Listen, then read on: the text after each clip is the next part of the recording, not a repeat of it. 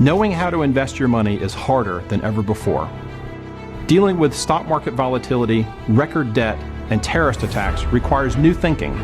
At U.S. Asset Management, we can help you see the world more clearly so that you can move beyond the chaos and invest with confidence. Call us, visit us online, or drop by our office. U.S. Asset Management, helping you make better decisions with your money. So we had the massive drone attack yesterday on Russia by Ukraine. Drone warfare is a thing. It's here to stay. And there's a lot about the U.S. trying to catch up and to innovate itself. And I thought, who do I need to get on to discuss this other than Darin Gaub, the expert, the drone man himself. Darin, welcome. Appreciate you coming on this morning. Hey, thanks, Todd. Good to join you again. And I guess I'm one of the founding fathers of the drone expert world, but it seems like we're having little kids everywhere now. Everybody's becoming an expert. It's amazing. It happens, my friend. It happens, you know. But I know the truth. I know you're the man for like over a decade or decades, plural, I should say. So give us real quick what you were writing about way back when in the day when you were in the Army.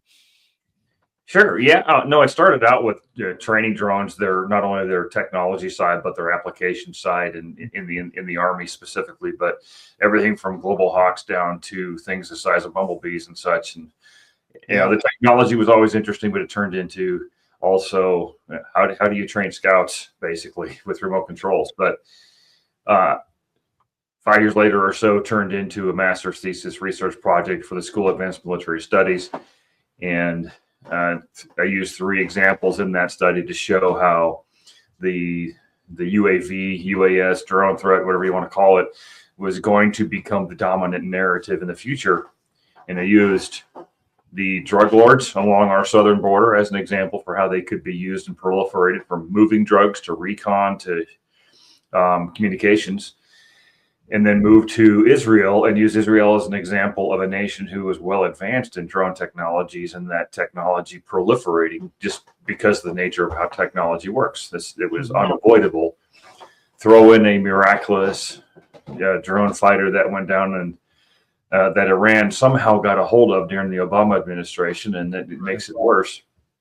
And the third example I used was China as a peer competitor, and how their ability to mass manufacture cheap, off-the-shelf, pretty much technologies that would be lethal and inexpensive. And here we are today. I'm watching it play out nearly 20 years later. And it's going to really cause kind of a revolution in military affairs along the economy side, because, you know, you can use a $100,000 drone and missile to take out a $10 million tank, or a ship, or maybe a strategic bomber in the Russian fleet by Ukraine and whoever was helping them. Yeah, exactly. So that brings up we'll get into all that, but where does the U.S. stand right now as far as, or I should say the West? Well, the U.S., where do we stand? How are we in a competitive mode here, or are we way behind?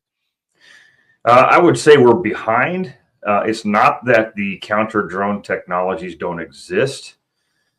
They just don't exist in the quantities and necessarily the locations they need to be in order to truly counter the threat, not only to the homeland, but to our forces overseas. And that's really part of the problem, is a recognition of what I was describing, was that this threat is to the homeland itself as well, not to, you know, the U.S. Navy in the Arabian region or in the Pacific. It's next door.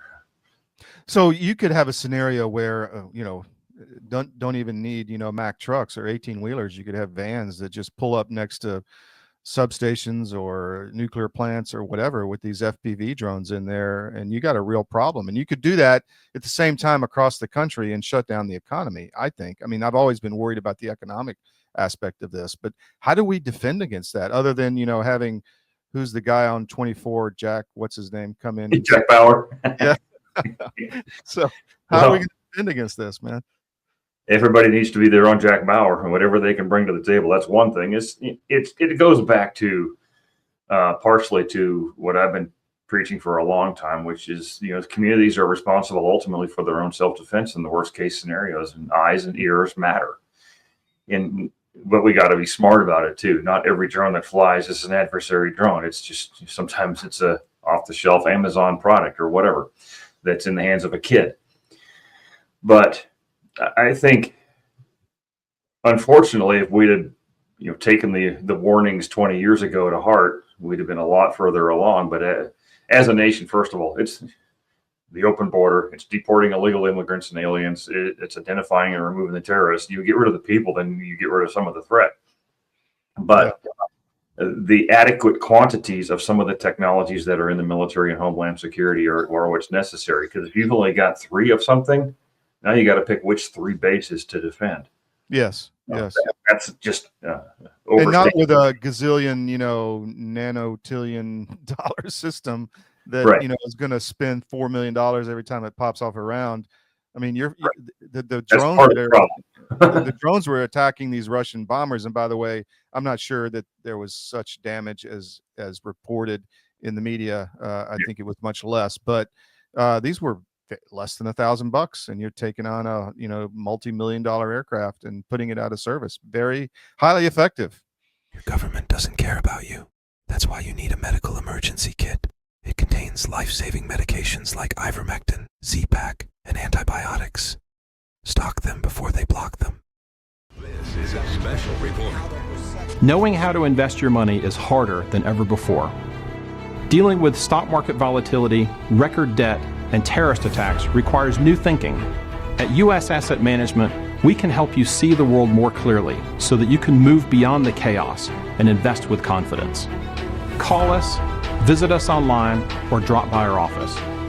U.S. Asset Management, helping you make better decisions with your money. Yeah. Imagine doing that to your local substations on the power grid. Yeah. Internet hubs, maybe. And you can go through a list of what that looks like. But, for the individual homeowner and property owner, I'll tell you, one of the most effective tools is a shotgun. Yes. Make some shotguns with nets that basically look like the stuff they used to put in cannons on pirate ships and things like that. There's, as you grow beyond that, of course, within the industrial base, there are the capacity to interfere with the radio frequency systems. There's the capacity to shoot down them with lasers. And of course, the more expensive, naturally, the projectile piece, which, although works, is extremely expensive. And to some extent, that's the point. You could do something. We would launch everything we owned to destroy their drones, and then we were left with nothing but a broken bank again. Yeah. Well, you could do something very easy. I'm sure we don't have all our aircraft hardened, but to protect against this kind of threat, you could just put nets over them, right? I mean, that's pretty darn cheap. Yeah. And a lot of those camouflage landings are, of course, radar reflective, intended in order to fight against something like that. For that purpose. Now, granted, that's what deterrence used to be, was that we park our bombers outside. Mm-hmm. Wow, I'm allergic to early morning. So this PR victory, more than anything, by Ukraine is at least awakened a few people's eyes to how relatively easy it is. Ukraine didn't do this without help. We know that, but if we just translate that particular method to the United States, fill a 20-foot shipping container with drones, launch them over the port of Los Angeles, you've got yourself a major problem. Now, can that happen? Sure, it can. It already exists, and every time it may already. Art, yeah. Have you ever seen the drone art? Where they make like a. Yeah, I played some of that in the beginning. Yeah. Yeah, I mean, imagine that weaponized, that kind of choreography, armed with artificial intelligence capabilities for recognition of what they're going for. Not that hard to shut down significant things very cheaply. Yeah. It's a problem, and those containers could already be here, parked in certain areas already, right? I mean, of course, you have to charge the batteries and all that. So, I don't know the logistics, but it's definitely a threat. So, what does the future look like? I mean, that's what I'm curious about. Where do we go from here? I mean, you've got this is pretty radical. It's like we've entered a new age in the last just few months, and what is on the horizon? I saw a West Point video of a drone swarm coming into DC, and they all had the facial recognition of certain people, and so they would only go after certain people and kill them. So there's all combination of all these technologies that are pretty frightening. Yeah, you put drones together with artificial intelligence and something like facial recognition. You're not looking at something that's fantasy. You could be looking at something that's science fiction. Science fiction meaning it's something that could be possible. Yeah. Fantasy is something that can't be. But and so as people are dreaming up these scenarios for video games, for movies and things like that, just know that people are looking at that if they haven't already thought of it, going, hey, you know what, that might work. And now they're going to be doing it. And so to me, the future is it's cheap, it's lethal, it's sometimes off the shelf, mass produced, using low cost, easily accessed technologies. And the next thing you know, you're evening the playing field between your industrial superpowers and the rest of the world, because we're spending billions and billions of dollars on things while they go and buy something off the shelf or modified, or like in Ukraine, they're building effective drones with everything for less than $100,000 a piece in the basements of buildings, using parts that are purchased because they've been fundraising on some of these the fundraising platforms online. There's a thing called Eric where they do that. It's quite amazing. We're going to take a quick break there, and we'll be right back. Stay with me one more segment. You can do that, right? Yep. Okay, be right back.